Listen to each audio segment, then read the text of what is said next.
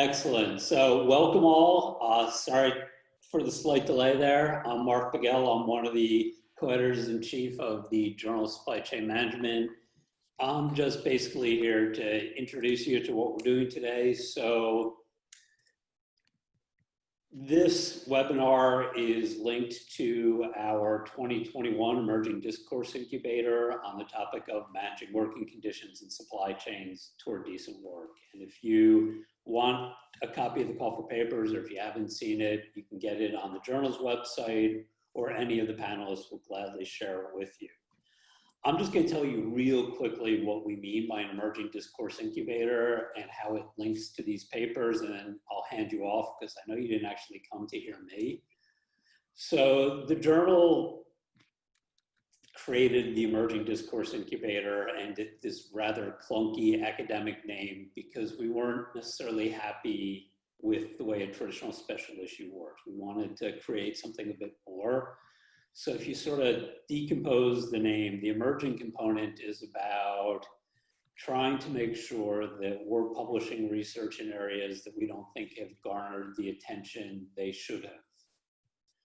And I think this is an interesting topic because I'm fairly certain a lot of you would say, well, there's lots of research on this topic, but it's traditionally done outside the supply chain management realm, which kind of means that the people who would be best placed to do something with it aren't necessarily engaging with it. So that's part one. It's an emerging topic, at least for supply chain scholars. The second idea gets that word of discourse, that we're actually trying to create a conversation. So perhaps the part I like best about this form of a special issue is that we stretch the time frame out. So the call for papers has actually been live since June. And we will be accepting submissions until December 31st, 2021. So rather than a lot of special issues where the call for paper goes up, you go, that's really cool, followed by, there's no way in hell I can meet that deadline. You should have plenty of time to meet this deadline. Equally, we start the discourse, if you will, with a series of invited papers. So for each of our EDIs, we invite globally recognized experts on the topic to try and kick off a conversation. And those are the papers you'll hear from in just a minute. And we publish those papers at the beginning of that 18-month period. So those papers will actually be live online in January of this year. And the idea is by having those invited papers up there to start a conversation, we hope that later articles will build on the earlier articles, and there'll actually be enough time for authors to converse with each other via, obviously, the publication process. The last thing I'll say about this is that while this does have a quote-unquote deadline on it, the idea is not that we will never publish on this topic again after December 31st, 2021. But hopefully by the time we get to December 31st, 2021, that this topic will now be an area that is getting enough attention that is part of our regular submissions. In other words, even if 18 months isn't enough time, and I can imagine it might not be in some projects, that's fine. We'll still be publishing on these topics in the future. This is to start a conversation, not end it. If you have questions about the actual process of publishing, we're going to have an open forum at the end, and I'll gladly answer them then. Otherwise, I will hand off to the people you actually came to hear. Thank you, Mark. Thanks everyone for, first of all, participating. And I'm Vivek Soundararajan. I'm an associate professor in international management at the University of Bath. And you're joined by a great number of panelists here. So this is an EDI, or as Mark explained, it's an emerging discourse incubator. Miriam will explain what this is a bit more when I hand over to her. So before I start the session, I just wanted to double check a couple of things and hope everyone is muted their mic. So you can ask all your questions via chat, and Miriam and I will pick the questions and ask the presenters after every presenter's presentation. So feel free to use the chat function for all your questions, for all your concerns, etc. So we will try and raise at least 2 questions after each presentation. Anything else? Yes, so you can ask questions via YouTube as well. We are monitoring YouTube too, so feel free to ask your questions via YouTube too. The structure of the webinar will be like, I'll start with an introduction, and then I'll pass the mic to Miriam, and Miriam will speak a bit about the whole process and what we are expecting in terms of submissions, and also followed by a guest speaker's presentation.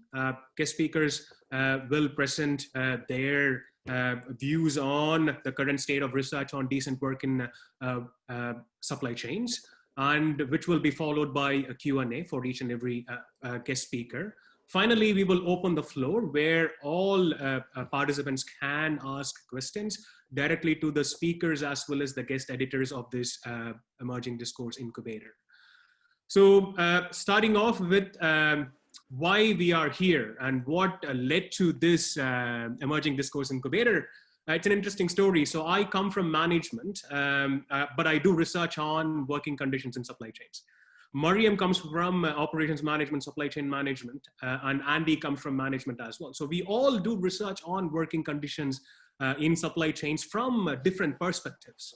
And so when we were having a conversation about that, we understood that there is so much conversation happening in silos, right? So in different disciplines, but it's time for, and we thought, like, there should be an integration of all these disciplines so that we can have, so that we can push the field forward rather than repeating the same research, same ideas again and again. And it is important because decent work is not just a topic, rather it's about, it's the lives of human workers who are contributing to the supply chain, who are being oppressed in the supply chain due to many of the supply chain practices. So I think it's more than an academic duty, rather it's a moral duty of all of us, all as scholars come together and do conduct research that can actually not just contribute to the field of working conditions in supply chains, but also help workers and help other actors to alleviate this issue of exploitation in supply chains. So that's the main inspiration for the call. So we have research happening in political science and sociology and development studies on barriers to decent work, challenges to decent work, measures to improve decent work. And in supply chain management, under the broad theme of sustainable supply chain management, you could see research on occupational health and safety, ergonomics and whatnot, right? So I think it is time for both these two different extreme scholars to speak to each other and produce research that can benefit both academia as well as workers. So with that in mind, we invited 4 scholars to contribute to this emerging discourse incubator, and along with their collaborators, they are in the process of finishing up their articles. So they will speak a bit about what they are writing, and also they will give you lots of ideas or inspirations for future research based on their interest. So we have Professor Genevive Lebaron from University of Sheffield. We have Juianne Reinceke from King's College London. We have Peter Hasle from University of Southern Denmark. And we have Sarosh Kuruvilla from Cornell University, who will be speaking in this webinar. So with this, I will stop here and I'll pass the mic to Miriam, who will explain the EDI a bit more and also offer some ideas on what we expect in terms of contributions to this EDI process. Miriam?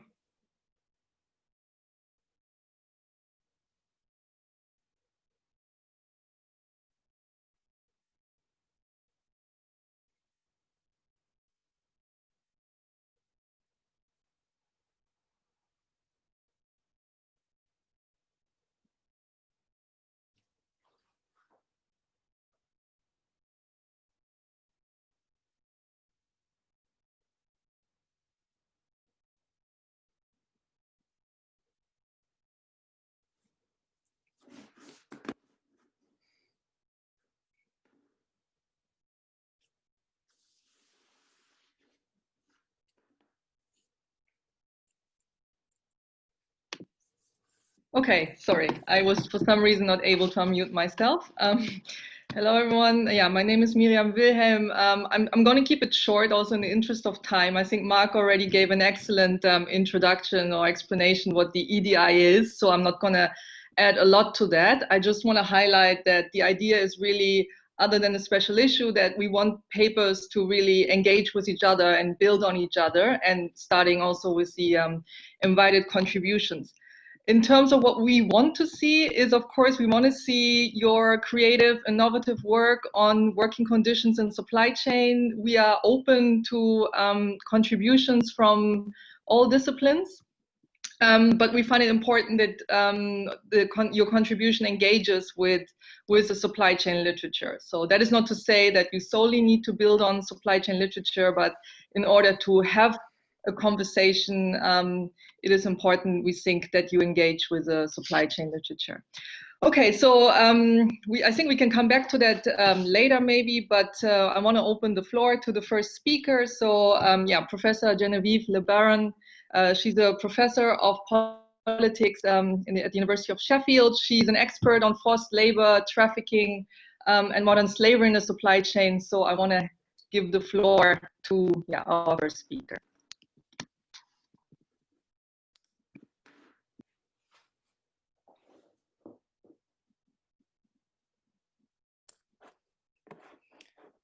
Hi, everyone.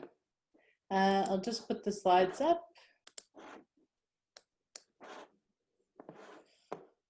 Okay, hopefully you can both hear me and see the slides. Yep, okay. Thanks so much for inviting me to be part of the session today. It's a tremendous honor to be here on a panel of scholars whose work I really respect and admire, hosted by this great journal and editor team. As the editors note in their call for papers for this special issue, supply chains are fundamental to the question of whether decent work flourishes or not. And I want to focus today on the or not part of that formulation, namely the question of how supply chains shape the patterns and dynamics of forced labor, which, as many of you will know, encompasses a variety of practices, all of which use coercion to extract involuntary labor from people. These are often described as human trafficking or modern slavery. And we know that forced labor is well documented across many types of supply chains in many sectors, ranging from agriculture, food, hospitality, construction, garments, footwear, the extractive sectors. And yet there's surprisingly little detailed, rigorous research that looks at the business dynamics of forced labor, and especially the supply chain dynamics of forced labor. And I think there's really an urgent need for better research on this. And so it's great that this is included within this excellent initiative by this journal. I'm just gonna spend a couple of minutes sharing with you some, a bit from my paper, which is about what research outside of management looks at in relation to these themes, and kind of, how we understand supply chains in my home discipline of politics. And then I'll spend the rest of my time sharing a few thoughts about what a supply chain and kind of specifically business and management research agenda around forced labor might look like. So there's a growing body of research on forced labor in supply chains. It's interdisciplinary. It includes work from scholars in politics, in development studies, in geography, in law, and many other disciplines. But as Mark mentioned kind of at the beginning there, one peculiar thing about this literature is that it actually contains very few scholars who are experts on supply chains. I think it's fair to say that most of us have come into this as experts either on labor and forced labor, modern slavery in particular, or experts on governance, including both corporate social responsibility, private governance, but also state governance in their interactions. And there are, of course, a few pioneering management scholars who've written about supply chain dynamics of forced labor, like Vivek and Andy, for instance. But a lot of us writing on these topics don't have any formal background or training in supply chains or even really management in general. And I think that creates a unique opportunity for those of you who do to really contribute to this research area and advance it. A couple of years ago, I did a mega literature review on the academic literature on forced labor in supply chains for the Ford Foundation. And I developed a typology that's here on the screen with some colleagues that seeks to capture across all the existing evidence and research that's out there on forced labor in supply chains, what do we know about the root causes of forced labor in supply chains? And you'll see on one side of this picture, the demand side, scholars have identified features of contemporary supply chains that they see as giving rise to and correlated with a business demand for forced labor. And again, I think the thing I want to point out here is that rather than getting into detailed analysis of supply chains or management techniques or structures, I think it's fair to say that most of this literature is really focused on a big picture analysis of supply chains as structures that permeate distributions of wealth and opportunity, and also shape exploitation in the economy. And that most of the focus has been on the labor conditions themselves, rather than the businesses and the supply chain structures that surround them. Of course, there is some excellent literature in the management and business sort of genre about supply chain dynamics and business models of forced labor, or at least that uses management concepts to try to understand the patterns of forced labor, inspired by the work of scholars like Andy Crane and others. And I think one of the key insights that emerges here is that forced labor is not randomly occurring in supply chains, but rather it happens according to predictable and stable patterns that are anchored in prevailing business models and certain types of governance regimes. And so there's a lot of research emerging now that's trying to kind of make sense of those patterns. My research has certainly happened within those themes as well. To give you kind of an example here, I investigated the patterns surrounding forced labor in supply chains in a recent study I did of cocoa and tea supply chains. And I included several different types of supply chains in my research, for instance, global supply chains producing for export, domestic supply chains producing for local consumption, supply chains that were certified and contained certified work sites, such as by Fair Trade and Rainforest Alliance versus those that did not. And I've been trying to kind of look at the big picture of the patterns here. Questions like, if a chain is led by a multinational, or if it's certified, do we see more or less forced labor, both in terms of the prevalence, but also how do the dynamics differ? So all of that is to say, I think there is a really exciting body of scholarship that's beginning to bubble up around these themes. But I think it could really benefit from more research being done by management scholars on experts on supply chains in general. So to close, I'll just briefly share a few thoughts on some considerations around what that research agenda might look like. In terms of issues, in thinking about what supply chain scholars can contribute here, as I mentioned, very, very little of the research so far has been done by experts on supply chains in particular. And I'm always curious how supply chain experts would see differently, some of the same issues that have been studied already, but also really push us forward into new ways of understanding. As I mentioned so far, we know very little, both empirically and I think in terms of how we think about theoretically, the supply chains that give rise to forced labor and those that do not. And we need both quantitative and qualitative evidence, as well as theory, about this across pretty much every issue area when it comes to contemporary business. I think just to name a few, in quantitative terms, it would be great to see research into the value of products and services, distribution of value along supply chains, geography of export, import, and sale, and how all of this is shaped by and shapes patterns of forced labor. In terms of qualitative information, we know very little about distribution of power, risk, and reward along supply chains, about the actors that exploit forced labor, what their motivations are, under what circumstances they don't exploit forced labor, etc. So there's really wide open terrain here. In terms of methods, I unfortunately don't have time to say too much about methods, but I want to just say two quick things. One, that reading through some of the supply chain management literature in preparation for my article, it did strike me that there may be a need for some methodological innovation here in order to study forced labor in the context of supply chains.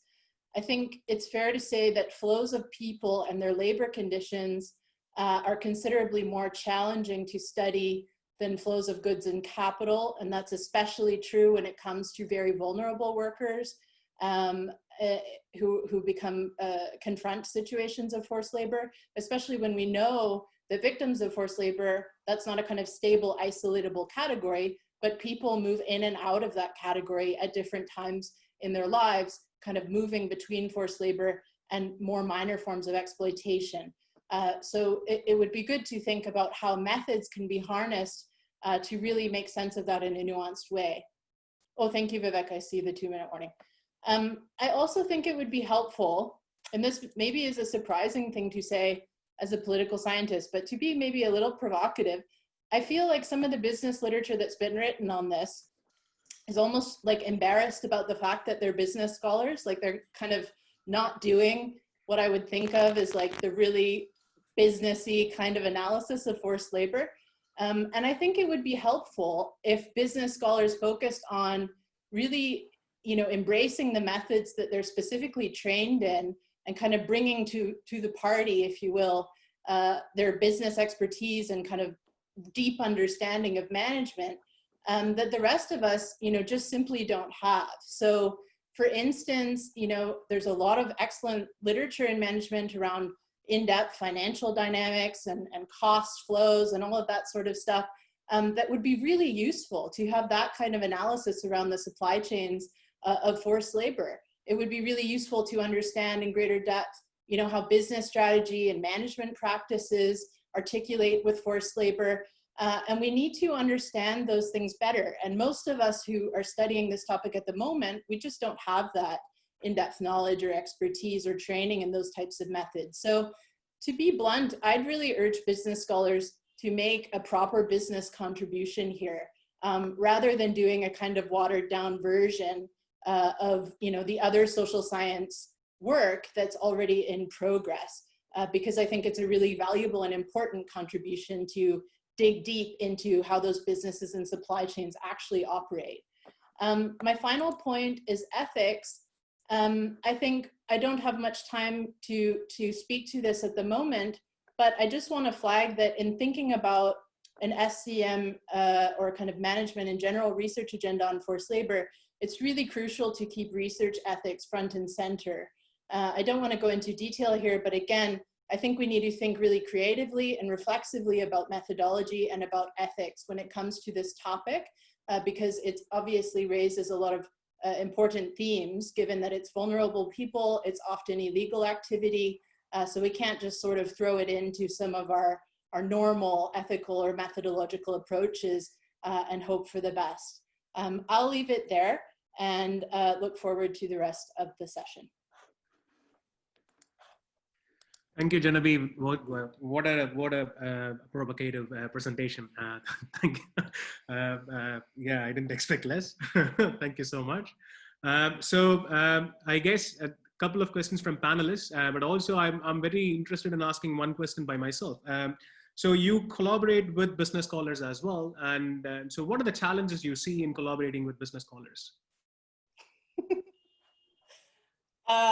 No challenges, Vivek. It's been a tremendous experience from start to finish. Just kidding.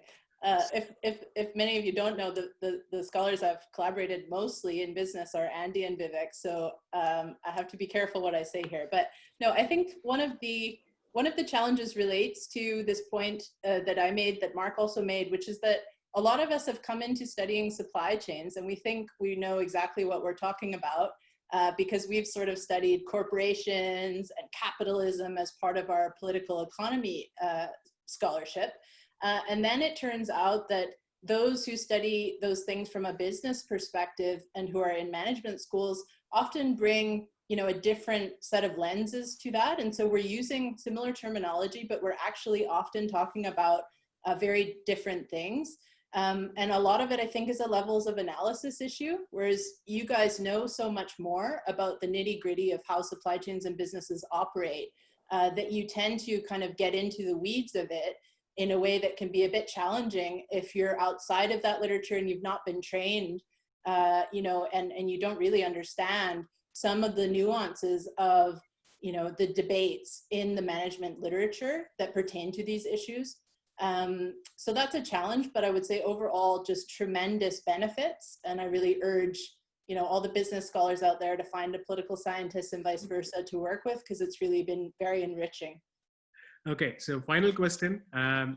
So you have seen both certified suppliers as well as non-certified suppliers and their practices in forced labor. So do you see any differences? And if so, like what are those differences? Yeah, that's a great question. So in the study that I mentioned that I showed the slide of the cocoa tea, we included work sites that were certified and uncertified. And we quite deliberately constructed our sample to actually even oversample for different types of certification, because I was so curious whether we would see, given that Fair Trade and Rainforest Alliance and these different certifiers set standards around no forced labor, as well as different standards around wages, et cetera, whether we would actually see a difference on the ground. The kind of headline from the tea side of the study is that we saw absolutely no difference when it came to the patterns of forced labor and the prevalence of it between certified and uncertified. So we had 12 different indicators of labor abuse, and across all of the tea plantations in the study, certified and non-certified fared almost identically when it came to those measurements of forced labor. So we found that certification is not making a difference, and it's not creating work sites that are free from abuse. Thank you so much. Thank you so much for the presentation. Thanks for answering all the questions as well. It was very insightful to hear you speak. Thank you so much, Genevieve. My pleasure. So with that, we will move on to the next presentation. So the next presentation is by Professor Juianne Reinceke from King's College London. She's a professor of international management and sustainability. Juianne does research on transnational governance as well as social movements. So the floor is yours, Juianne. Thank you so much. Thanks a lot. Okay, let me start share my screen.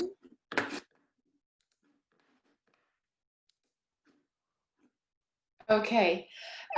Yeah, just to echo Genevieve's words, it's a tremendous pleasure to be on this panel, to see kind of familiar faces, and to have this conversation, which we often have in journals, and now we have it in this panel form. So the kind of paper that I want to present an extract from, it also started very interestingly with a conversation amongst an industrial relations scholar and myself. I was looking more at CSR, transnational governance, and a supply chain scholar. That was about 8 years ago. And we talked about our teaching and what types of teaching we have. And at some point we realized that we all teach exactly the same thing, but from all these different perspectives. So we started collaborating, myself with, this is the outcome of work with Jimmy Donaghy, who is an industrial relations scholar at the University of South Australia. And what we want to talk about here is to kind of present an agenda towards worker-driven supply chain governance and making an argument for needing research for how we can develop decent work through democratic worker participation. And so our main argument in this paper here is to say that decent work really requires the democratic participation of workers. So decent work and economic growth is part of the United Nations Sustainable Development Goals, which the ILO, which is the UN agency that is charged with implementing decent work conditions maps onto the another sustainable development goal to ensure responsive, inclusive, participatory, and representative decision-making at all levels, which is this ILO social dialogue agenda. So the core argument is that we really need to incorporate workers and their representatives into supply chain governance systems at both levels, the level of the sourcing, the buyer company, but also at the level of the supplier to ensure decent work. And that kind of grows out of a frustration with existing models of supply chain governance. And often the problem that in the whole notion of managing supply chain sustainability, it implies that this is a managerial task with performance outcomes to be considered, rather than looking at it as a political contest of inherently conflicting interests that need to be both represented and to be negotiated. And of course, we know existing models, social auditing, monitoring, codes of conduct, they're ineffective. Many scholars like Genevieve, you have worked a lot on this, shown how ineffective these models are. Another frustration is that workers are often seen as peripheral stakeholders, which of course, especially in labor-intensive industries, they're not peripheral, they're very central to the whole supply chain. And very often there's little or no attention given to collective worker representation. So I think there's, again, a huge need and opportunity to actually look at the role of workers and worker representation in decent work governance architectures. And to kind of look at this argument, I want to propose a short kind of excursion into more the political economy, because I think to understand this issue of democratic worker participation, we need to consider the broader geography of production and consumption in global supply chains. And the global supply chain model, with its fragmented and multi-tier structures, has really undermined the Fordist social contract of a wage-led growth and worker participation at multiple levels, including national democratic institutions. Because if you think about what was the Fordist model was basically, one of the innovation was that the worker was supposed to be able to afford the products that he or she was producing. So there was kind of an equivalence between the worker also being the consumer. That has been broken up in global supply chains, where we kind of see the geographic, political, but also economic separation of who the worker is and who the consumer is. So we actually see a suppression of real wage growth and demand created through price suppression and generally downward pressure on labor standards. So within this kind of broader model, I think what this has really led to is a lack of opportunities for democratic worker representation that have always been very contested and have always been a struggle to implement. But in the global supply chain model, we really don't see effective structures for this. So I want to propose to look at existing concepts about worker participation, and particularly the concept of industrial democracy. Industrial democracy is about enabling democracy in industry. Many definitions, one of which the structures and institutional mechanisms that give workers or their representatives the opportunity to influence organizational decision-making in their places of employment. So democratic worker representation traditionally takes the form of trade unions. At the supply chain level, can take the form of international framework agreements that are negotiated between global union federations and a multinational corporation. It covers the supply chain of that corporation, but also other forms of elected worker representation. I think what is very, very powerful notion is that it recognizes the structured antagonism, that's kind of an employment relations concept, between workers and management's diverging interests. It kind of recognizes that this is kind of a political relationship which requires forms of political representation it's not a technical issue that needs to be managed, but it needs to be subject to political negotiation and therefore democratic representation of different political interests. And with the time that I have, I want to focus on a sort of framework for worker-driven supply chain governance, proposing that we can study forms of where worker voice and democratic representation can take place. And as the basic kind of differentiation, we could think about, does it happen at the level of the supplier factory, at the coal face of where often labor rights violations happen, where forced labor happens, often at the upstream end of global supply chains. Voice at the coal face could be trade unions, could be mechanisms of workplace social dialogue at factory level. But on the other hand, we could also think about how voice at transnational levels could be facilitated, how, what is the role of buyers and of global retailers in enabling mechanism of voice. And this is also where I can see a lot of opportunity for research by supply chain scholars. So for instance, at the level of the coal face, I think it really focuses on ensuring that a company's monitoring and enforcement mechanisms are really designed to provide an effective voice for workers in the protection of their own rights. So what could be these mechanisms? Often codes of conducts typically involve freedom of association rights, which Sarosh is going to talk about more, but often they're not implemented.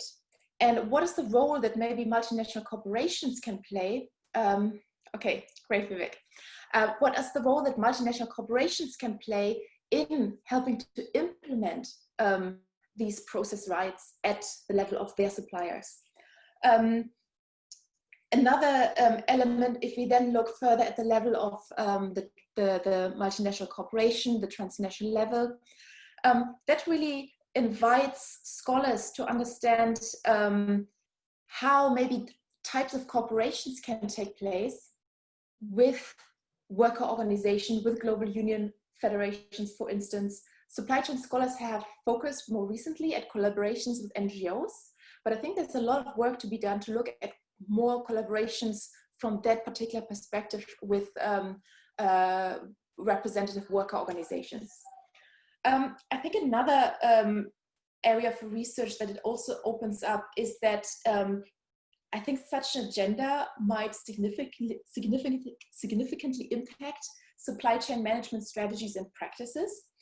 For instance, the creation of new performance indicators for concrete measurable outcomes for how workers participate, how effective this is, and so on. Potentially also aspects of supplier selection, how worker participation can be built into this.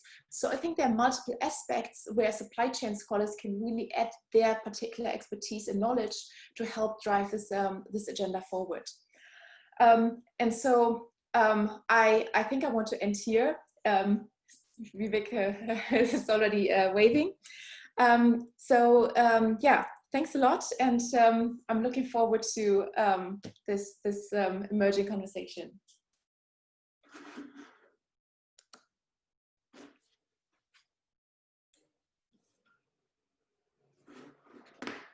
You're muted, Vivek. You're muted. I keep on forgetting this. So yeah, so thank you so much. It was a wonderful presentation and very insightful as well. So I will summarize two questions by attendees. Both are related to some extent. So one is, what are the challenges in enabling workers' participation and voices, and how the realities has changed when it comes to workers' participation during COVID-19? Okay, wow, these are two fantastic questions. I think the challenges to worker participation is, I think the biggest challenge is that it could be seen to erode managerial control. both at the level of factories. In my research, I've seen often that factory managers are very, very reluctant to cede any sort of voice to workers because they're afraid that it undermines their authority. And often that relationships are not very constructive, but they're often very antagonistic, and that this antagonism is going to be aggravated. And so I think it's overcoming that reluctance towards kind of more productive industrial relations and seeing this as kind of a positive aspect of the decent work agenda, rather than something that that needs to be suppressed. And I think that is a massive challenge. In terms of the COVID situation, I mean, I think this is I mean, as in so many things, I think it has really driven so many good initiatives that have existed, kind of thrown it backwards, because I mean, we have seen order cancellations from Western retailers. In Bangladesh alone, until the end of the year, about 2 million workers are expected that they might lose their jobs due to the COVID situation and cancelled orders and so on. So I think we see kind of massive problems. And I think what we see, and I think more systematic research would be amazing in places where we do see strong worker participation, that workers were able to negotiate better conditions, or at least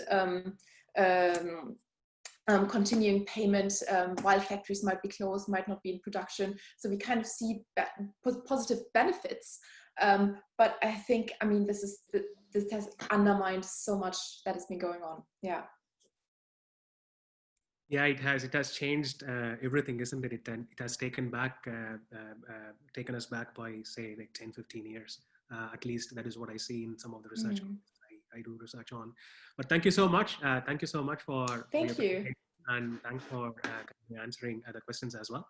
So let's move on to the next presentation. So the next presentation is by Professor Peter Hasle. Professor Peter Hasle is a professor of global operations in University of Southern Denmark, and he does research on occupational health and safety. And he has been conducting research on occupational health and safety for a very long time. And recently he has started doing research on garment industries and Bangladesh, specifically within the Bangladesh context as well, and specifically on occupational health and safety. And so he has been developing very novel insights recently specifically on the topic of occupational health and safety. Thank you so much, Peter, and the floor is yours. Thank you very much, and it's a great pleasure to join this panel, both learning from the two former speakers, but also giving possibilities to link up. We're just starting a new project on studying the role of audits in garment, which Genevieve also talked about. And one of the things we are going to look more into is the question about worker participation, which haven't been particularly strong in the interventions I'm going to talk about now. I'll just share my screen.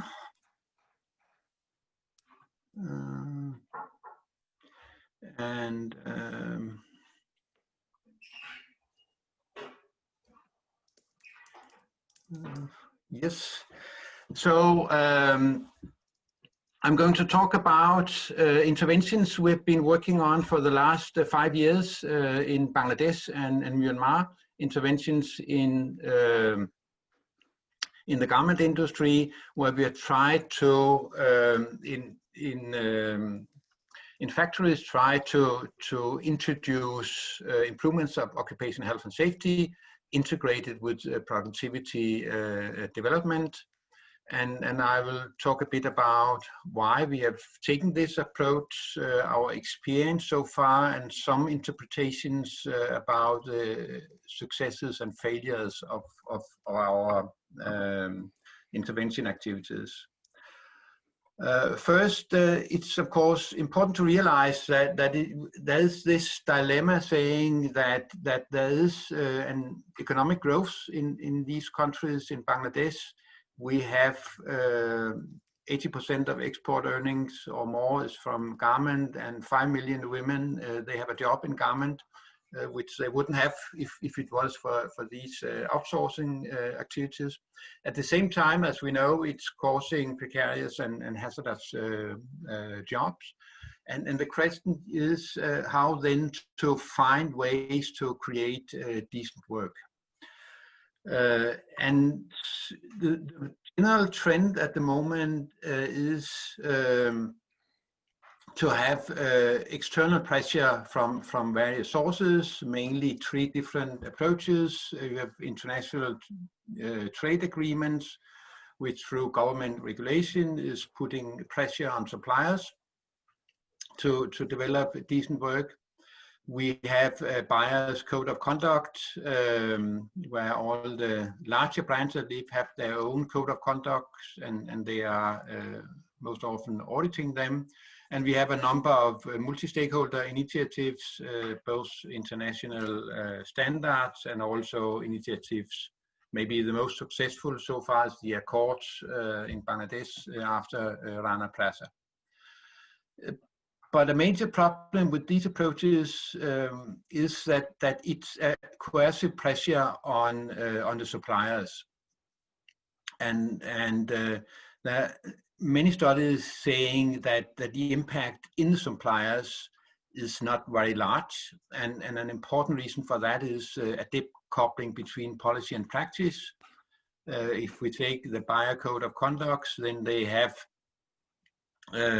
procurement departments procuring, trying to secure price and quality, and then you have CSR departments trying to follow up on buyer codes of conduct not being particularly strong. So and in the suppliers, they are realizing that it's not the core interest of the buyer to fulfill the code of conduct, so they are doing window dressing. And the end is that policy and practice is decoupled. So what we have been working with is try to develop an integrated approach to interventions where we are not solely focusing on improvements of decent work and in particular health and safety. And the reason for that is that health and safety, decent work, working conditions, interventions, then tend to isolate this issue into a sidecar, quite isolated from shop floor operations. Suppliers, they put that responsibility to a compliance manager who has nothing to do with what's going on at the shop floor. And it's not seen as something which is contributing to business. So we developed a design saying that we used lean as a tool to work with both productivity and quality, and on the other hand, decent work, in particular focusing on occupational health and safety.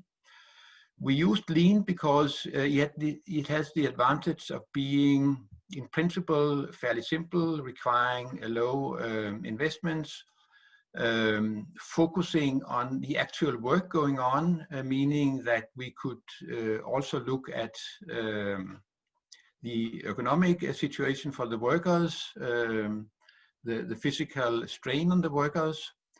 And then the idea was with helping the suppliers through change management or action research, we could help them improve both productivity and decent work. And the outcome is that we actually help solving the decoupling and sidecar issues.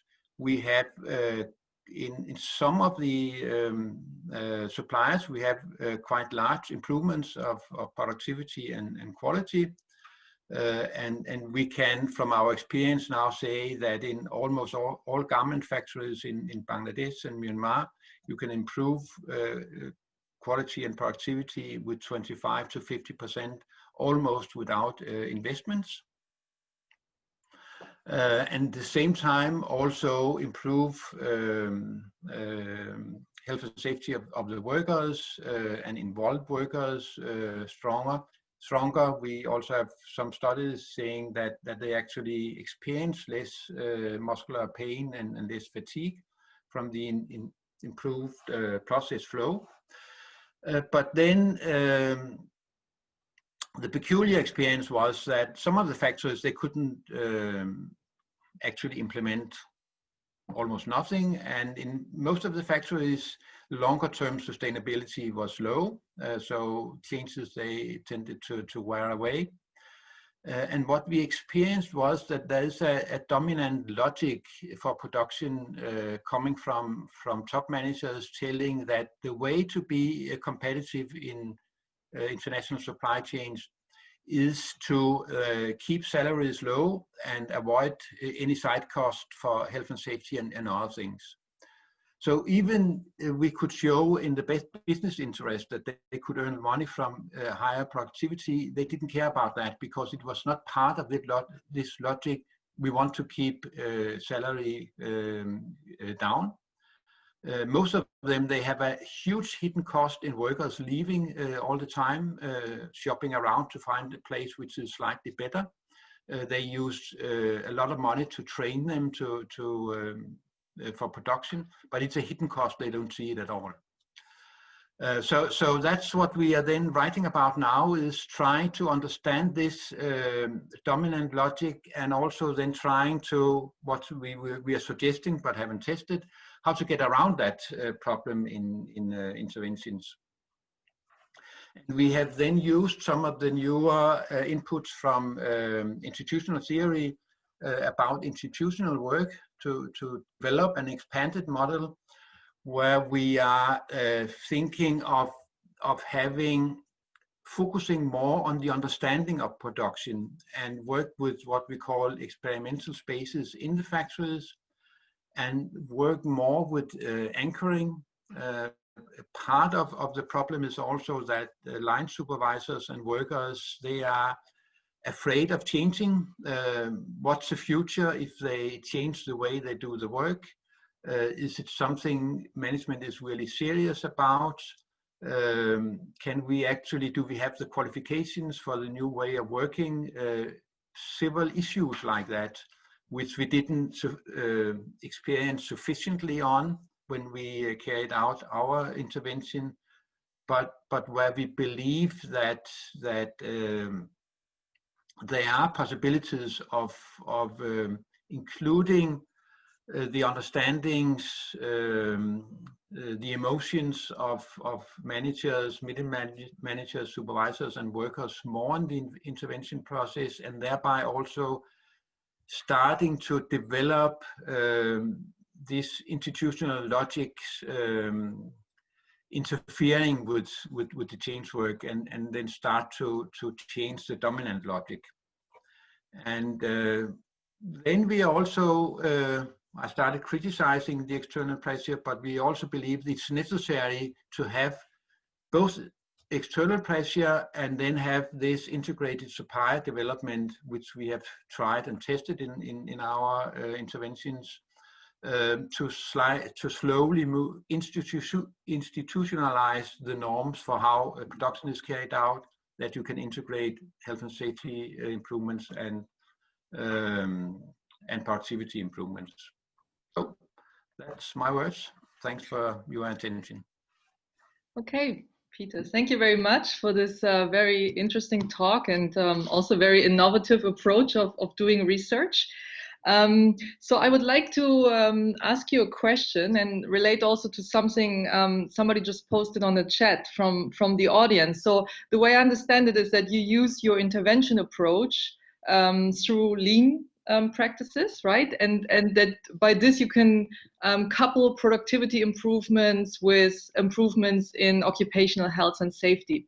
Mm-hmm. Would you say that this interventionist approach is particularly suitable for those those area of labor that are very, how can I put it, technical, like health and safety, or could it also work for facilitating worker voice or addressing gendered issues in labor, like sexual harassment, or yeah, do you have any ideas on that? Like, would your interventionist approach also be possible for other types of addressing other types of labor problems? Yeah, I think so, because I think a key issue is that we want to have it linked to the way production is going on. So I think we need to develop routines for how to involve workers.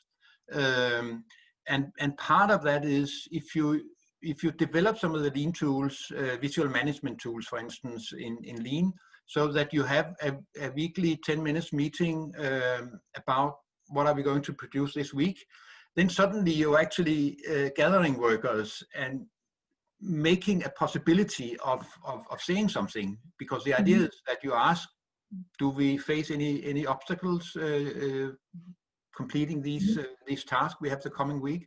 So it opens possibilities, but of course you see all kinds of constraints. This very strong hierarchical system, workers, they are not used to raise their voice, so there are issues to work on in order to do so. But I think it opens possibilities to be tested, and I think we need to focus much more on integrating in the routines of the operations, because most of decent work and health and safety activities, they are separated. So it's always something, a few people, a few experts, they are taken care of on the sideline, or you have a meeting in a committee where the workers are, but on the daily work, the workers, they don't have any kind of influence. Yeah.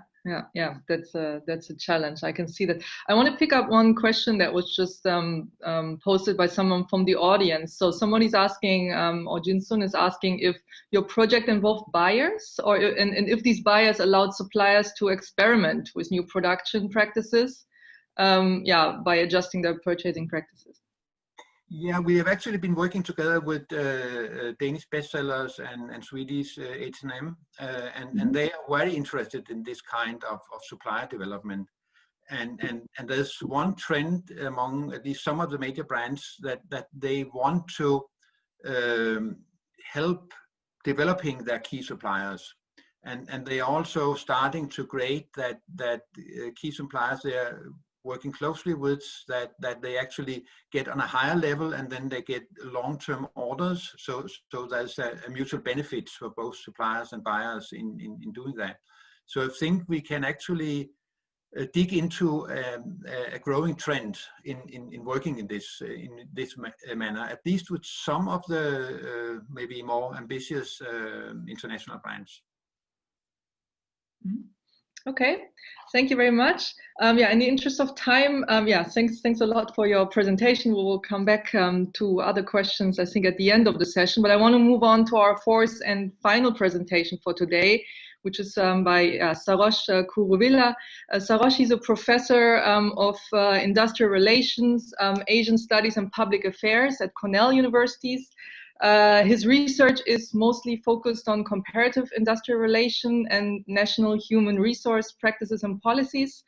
And I would like to give the floor to Sarosh.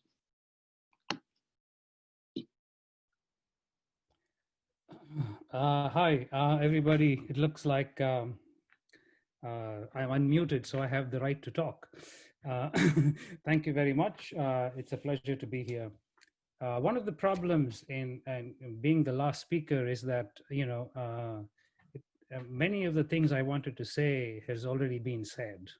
So I want to particularly say that my focus is on freedom of association and collective bargaining, which is worker voice, and Julianne's framework on worker-driven supply chains covers the basic ideas built in freedom of association and collective bargaining.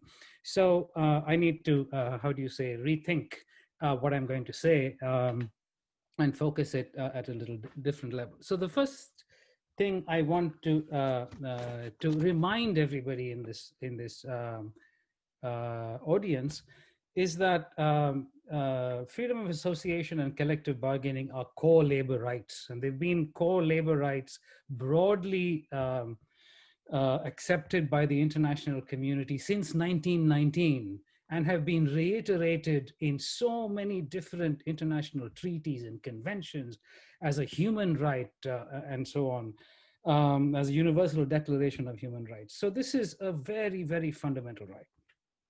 And we know from at least 100 years of research, ever since Sidney and Beatrice Webb first developed the notion of industrial relations by sort of saying that you avoid exploitation of workers by having minimum standards and having labor unions, right? And that was the birth of the field of industrial relations.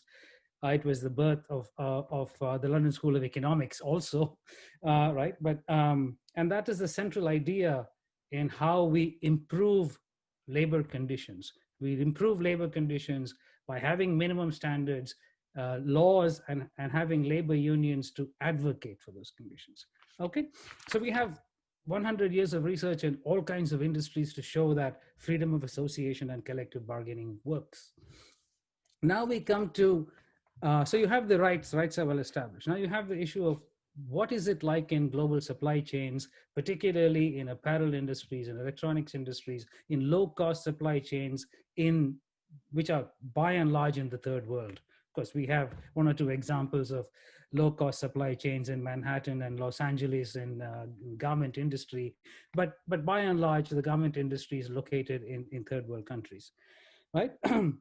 And what is the state of freedom of association and supply chains? And the answer is that we generally know that unionization and collective bargaining is not well developed in Myanmar. It's not well developed in Cambodia. It's not well developed in Bangladesh. But we really know very little about just how it's operating in the global supply chain, right? And this is largely because we don't have evidence, because global companies who practice private regulation, H&M, for example, has a private regulation program. All companies have a private regulation program, but they don't share the data of how effective that program is. They don't share the data of how many factories are unionized. They don't share the data of, how is worker voice working actually, right? And it's very difficult to access that data. We do know, and I've worked for 2 years trying to get data on private regulation on a number of companies. It has taken me 2 years to get the data. I've got it. The picture is not good. It's coming out in my book next March, so hold on till then. It's explosive, but okay. So where we do have evidence of freedom of association in global supply chains, we know that it improves compliance with the codes of conduct. It improves working conditions. We know that. Very few number of cases where it exists, but where it exists, man, it really works well. Okay. So now the question is, companies, and most companies will agree with me, that they constantly strive to improve how their programs work. This is what company management is supposed to do, right? Improve how programs work. And so we know that you want to improve working conditions and the lives of workers in the supply chain. One thing that always works is freedom of association, right? Proven, multiple industries, proven in the supply chain. So the question is, why don't companies push this idea of freedom of association in supply chains? Because they don't seem to be doing that. So it's on one hand, companies talk about the relentless pursuit of perfection, right, in all of their dimensions. So, one of the ways that the relentless pursuit of perfection would be to sort of ensure that all of their supply chain factories have some degree of worker voice through unions or through committees, but some degree of worker voice. Okay, now, people in political science and industrial relations and sociology have tried to study this for a long time. And we have by and large failed to make an impact in the studying of this activity in global supply chains because we just don't have access to the data. Companies do not want to share data with us, largely because the data they don't look very good. Right? So this is where supply chain management people have a phenomenal advantage, because supply chain management people don't talk to corporate social responsibility people like we do. They talk to sourcing people. So they're talking to a different animal in the company, right? The person in the company that actually has the power to decide where you're going to source from, right? There's another thing, those sourcing people are really interested in efficiency, making the supply chain more efficient. Supply chain management researchers are also interested in the logic of efficiency. That ties them because they're also interested in improving delivery times, optimizing the supply chain. This is a word that we see often in the supply chain management literature. So that makes them ideal bedfellows, and therefore supply chain management researchers can really do great research on sourcing strategies. So whereas, industrial relations people, we're looking at how effective are codes of conduct in improving worker standards. And so that is, we're looking at how legitimized or what is the legitimacy of corporate social responsibility efforts. So these very different logics are being followed by IR and political science researchers versus supply chain researchers. So we know, through the research, there are lots of barriers to unionization, for all kinds of workers, and particularly for supply chain workers. I mean, I realize, of course, that I'm talking to many academicians in Europe and England in this webinar who are covered by collective bargaining agreements. I'm an American academic. I'm like a supply chain worker. I'm not covered by a collective bargaining agreement or a union, right? So we know lots of barriers here to unionization. So what would be some research questions that the supply chain guys could engage in that would actually bring about a greater focus on improving a worker voice? So a key research question is about sourcing strategies. We know from research that the companies who have codes of conduct, their sourcing strategies are not integrated with their compliance strategies. So purchasing practices are often a cause of lousy working conditions, right? And in most companies, these are not integrated. We've done studies about the degree of this integration. We find that in most companies, they're not. In fact, the compliance department of H&M does not even have access to the sourcing data, right, of their companies. So this makes it impossible for the company to have a unified view. In one hand of the company is sort of saying, improve labor standards. The other hand of the company is saying, hey, depress costs, because that's the way sourcing people are rewarded. So I think that's the key element in how supply chain researchers could get access and do the kind of fundamental research about sourcing strategies, what goes into the sourcing strategy, how do they look at institutional landscapes, how do they evaluate where to source from Cambodia versus Bangladesh, both low-cost locations. What is the importance of institutional conditions? These are areas in which people like me can't get access to do the research, but sourcing people can.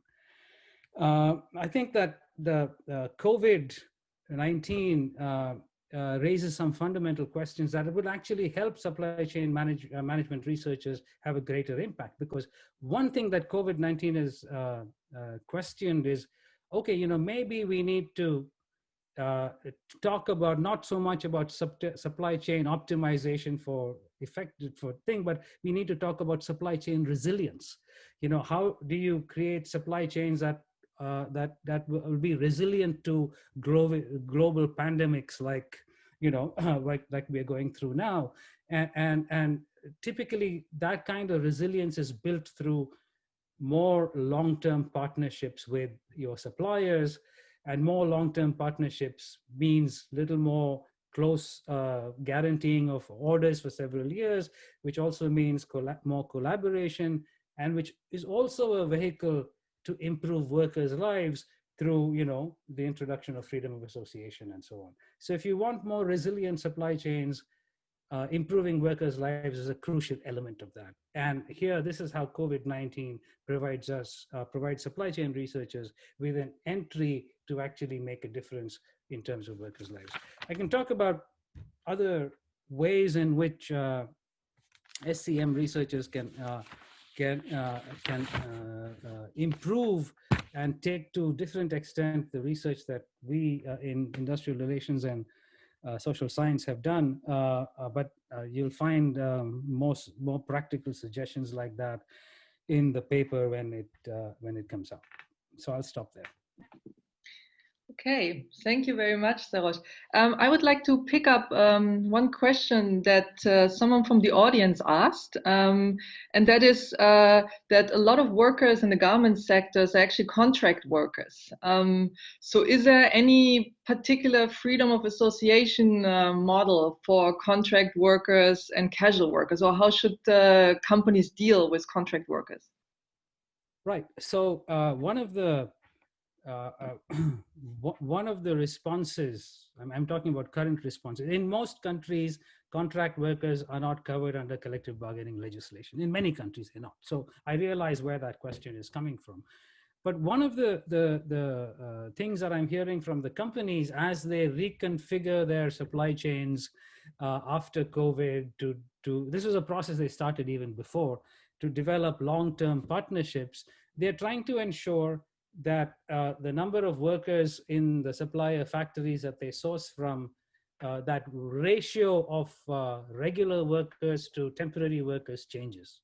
We have a lot of research coming out that clearly shows that compliance of all kinds is much weaker in factories where the ratio of temporary casual workers is higher than the ratio of regular workers. So one direction is to sort of give the supplier management more stability by sort of saying, we will give you long-term orders, so you don't have to sort of engage with this flexibilization strategy. You can have regular workers, and regular workers' working conditions are much better. So that's the direction in which leading companies who are reformulating their supply chains and rationalizing them and creating these partnerships are going in. And so that would be the answer to that. Okay. Okay, thank you so much. Yeah, since we are a little bit over time, I would like to open the floor to the whole audience, and give the audience a chance to ask questions to the whole panel. Andy Crane will moderate this discussion, so I will hand over to Andy. All right, thanks, Miriam. Yeah, I think we've had a really wonderful, very rich conversation today.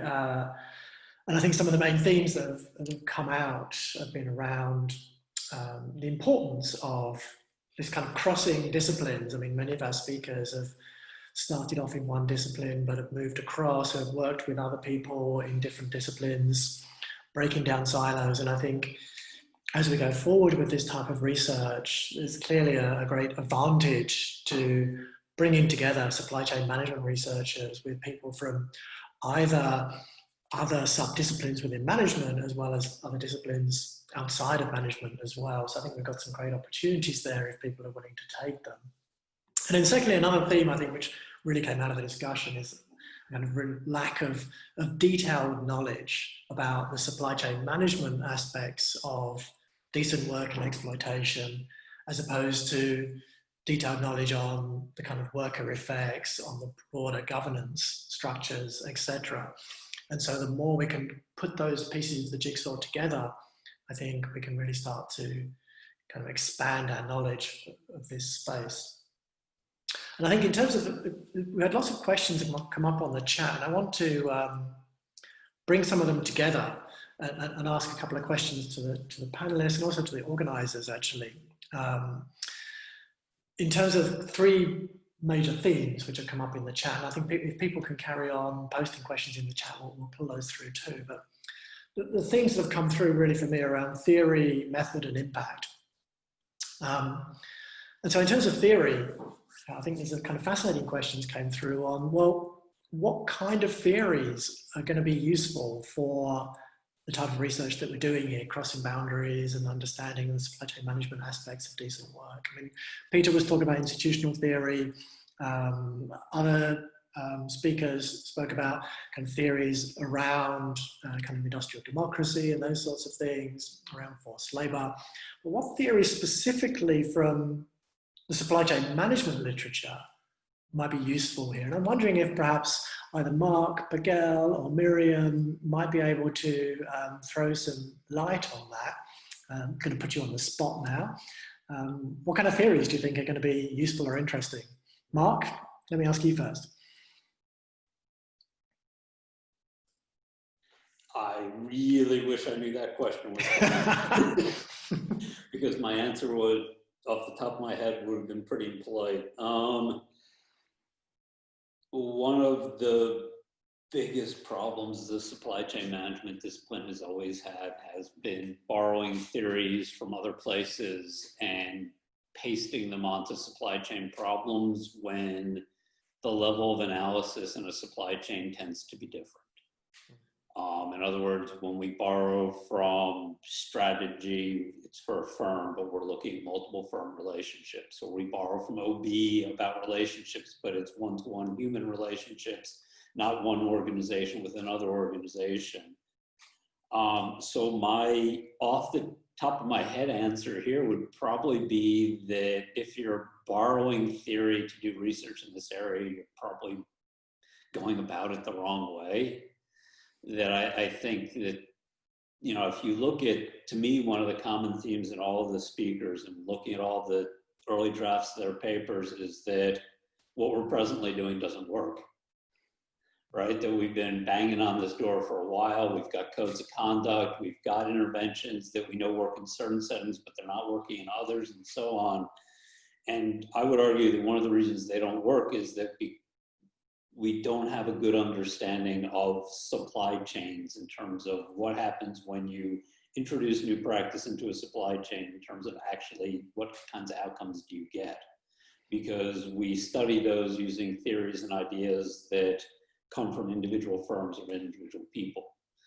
So my very long answer to your question is we actually, in the process of doing this work, are more likely to be creating theory than applying theory. Yeah, no, that's a great answer, Mark. Miriam, do you have anything to add for that? Sorry, I'm struggling with the video. Yeah, I was just, luckily Mark went first, so I had some time to think about it. Yeah, I think there is really no theory on labor in supply chains. And you see people, as Mark said, borrowing theories from other fields. So some institutional theory where people talk about decoupling. So why is it not working? But I feel that maybe what supply chain scholars can do is also to fundamentally go back to the basics, which is, for me, the buyer-supplier relationship, right? Because I think a lot of the labor problems are arising from the fact that a lot of the supply chains are very cost-effective supply chains, and there's always this tension between costs and labor. And particularly in Juianne and Sarosh presentation, I was thinking the whole time about how could this conflict be resolved? Because it is important, of course, to have more industrial democracy or freedom of association. And as Sarosh also highlighted, it does lead to better labor compliance.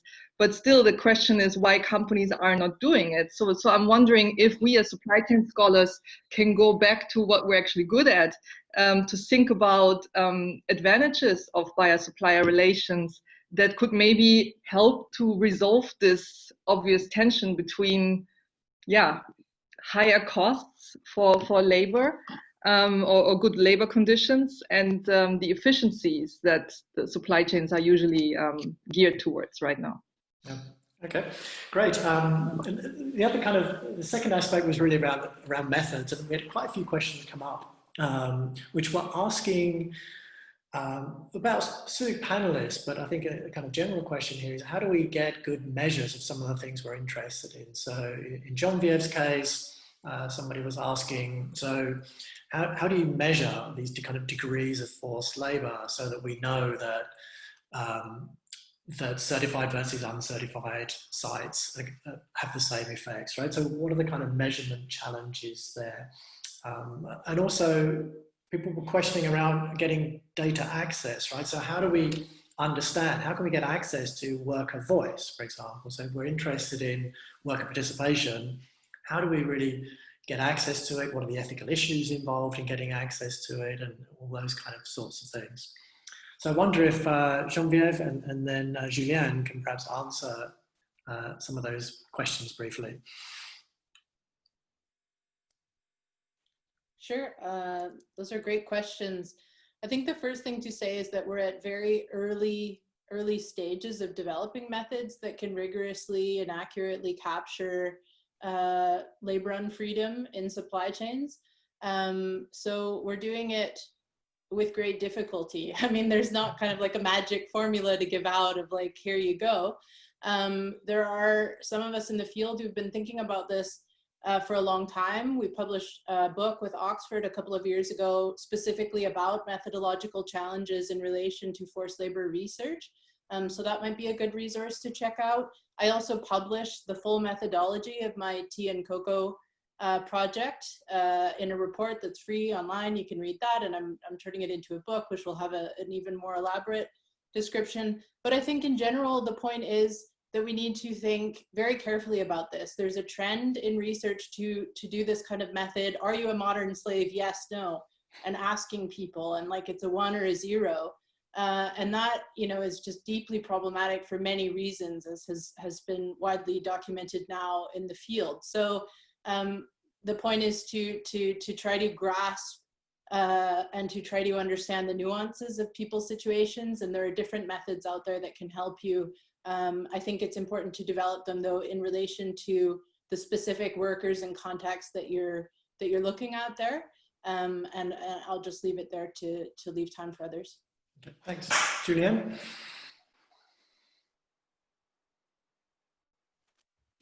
Okay, can you hear? I just changed my speaker. Okay, great. I mean, yes, I agree on the access issue, but I think if scholars are willing to go out and make their hands dirty, in my experiences, trade unionists are very willing to speak to researchers, are very willing to meet researchers, are very willing to share their struggles. I think it's of course very time consuming. It's of course a qualitative form of collecting data, which is very, very intensive as well to do. But I think that can provide us some access and some insider access into what might be going on. Of course, there might be challenges in terms of translation and so on. But I think that's definitely a way for people who are willing to do this, and I think we need more of that. I think from the research side, I think coming in as a supply chain scholar, I think is actually quite a good strategy, because I do think that many both at the factory level and at the say retailer level, I think there are many managers who are struggling with this issue of industrial relations, employment relations. How do I deal with unions? How do I deal with labor? And I think if scholars can establish that sort of trust, that it's also going to be something, some kind of useful, beneficial outcomes for managers to improve their practices, I think there's also an opportunity to be gained. I share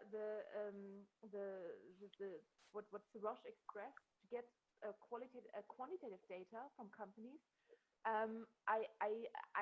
If anybody can do that, I think that will be super valuable, but it's very, very challenging to convince companies to share that sort of data, because they often see that as very, very sensitive, very, very kind of competitive information. But I think it would be super useful. Yeah, thank you.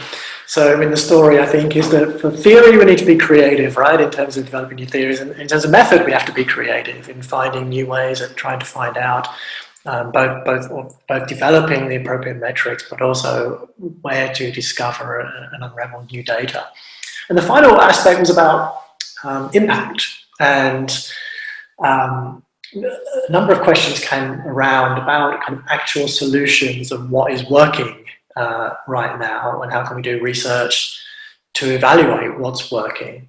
And there seemed to be, a whole bunch of some of the discussions that happened across the presentations, which are about both the kind of technical solutions that we might get in supply chain management. And I think Peter, for example, spoke, I think, very well about, we can find even a business case. What a great finding. There's a business case for improving working conditions. And Sarosh said the same thing. And yet, it's not happening. So we need to understand better the kind of the social dimension to this, right? The kind of organizational behavior dimensions to it, which is not necessarily the kind of traditional strength, perhaps, of supply chain management researchers, but probably has to be going forward.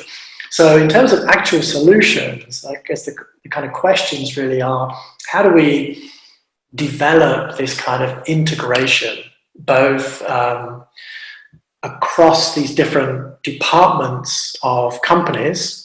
And again, we had another question just came up about, it's not just about efficiency, it's about customer service might be a good driver for decent work. So how do we connect up what's happening in the marketing department to what's happening in the procurement department to what's happening in sustainability? So how do we get this kind of integration across departments, as well as the kind of integration for us as researchers across our kind of knowledge, our kind of disciplines of understanding these things? So Peter, I wonder if you and then Sarosh afterwards can say just something about this kind of question of actual solutions and how we can take this to the next step about trying to evaluate solutions that happen in a more integrated way across companies. Okay, thank you. I think that you can make isolated interventions like we have been doing. What I would also like to see more is more collaboration with the buyers, because our experience is that quite a number of buyers, they are interested in this type of approach. And what we have also been considering is then a stronger involvement of local universities. And I think actually also for the journal, it would be good to promote that we get papers from universities in Bangladesh, Cambodia, and so on. But in Bangladesh, they have many universities with textile engineering departments, production engineering. So they have a lot of resources which are not now used for any kind of development. But there are possibilities, I think, of testing and studying at the same time, relations between buyers, suppliers, universities, universities from industrialized buyer countries, universities in local supplier countries, to develop some of these improvements on a broader scale, and also get around this problem that even if you have a business case, they don't pursue it because they have another understanding, which what we have learned. Okay, great. And Sarosh, any thoughts on how we can make these kind of real solutions and how we can participate in that as researchers? Yeah, so I think that the key, and this is also a question on the chat from Mevan, the key really is how is procurement and labor conditions in the supply chain integrated? Our general belief is that it's not integrated in most companies. I've just finished a study of a huge retailer, global retailer, and we've looked at this integration process and how they have managed to integrate it. It took 7 years. It took the effort came more from the procurement side, not from the compliance side. Compliance side has always been wanting integration, but only when the procurement guys got ready, and it was driven by the fact that procurement needed more stable partners in their supply chain. So they needed to have long-term relationships, and because they needed to have long-term relationships, compliance was also a partner. So they created these scorecards, where they could evaluate suppliers, on speed, on cost, on delivery, on innovation, and how the suppliers were able to improve on labor standards and assign scores to them such that all of them get taken into consideration. It's also crucial that the procurement department's performance appraisal, how they are evaluated, links their performance to not only cost and delivery, but also to sustainability in the supply chain, right? So it required that. So that's what we are finding. And I think supply chain management researchers are far more capable of getting into and talking with the sourcing people that are crucial partners in anything that the company does to improve labor standards in the supply chain. That's one. The second thing slightly different, and that is that I think the challenge for supply chain researchers is, supply chain researchers typically study one company at a time. But if you want to improve labor standards in the global supply chain, you often have to take a team approach with several companies working together. And so that's a big shift for supply chain researchers. How do you study all the 10 firms who are operating in Cambodia, the biggest players and sourcing from Cambodia? How do you get all of those 10 to work in order to push freedom of association in their supplier factories? So that's a big shift. But it's clear that no company can do this by themselves. So it has to be there's a really good example called ACT, which is a group of 15 brands who've come together to sort of improve freedom of association and living wages in the supply chain. They're starting work. Similarly, there's a freedom of association protocol in Indonesia, also involving multiple brands. So I think a methodological challenge for supply chain researchers may be that how do you go from studying one firm to studying a group? Absolutely, yes. Thanks, Sarosh and Peter. I think some really great points there. So in the interest of time, I think I should hand back to Vivek just for a brief conclusion. Vivek? Thank you, Andy. Thank you so much, all the panelists. What a way to end the week, isn't it? So much information in my mind now. I don't know what to do with it. So thank you so much. On behalf of Andy, Miriam, Mark, we would like to thank all the panelists for their time and insights. It was amazing. Thank you so much. It was very kind of you to give your time in these uncertain times. And thank you all the attendees as well. Thanks for attending. And we tried to answer as many questions as possible. We could not because of time limitations, but feel free to write to us separately or directly contact the panelists as well if you have any questions to them. And if you have any questions regarding the call for papers as well, feel free to write to us and we are happy to answer any questions you may have. Thank you so much. Thank you so much, everyone. Have a good weekend.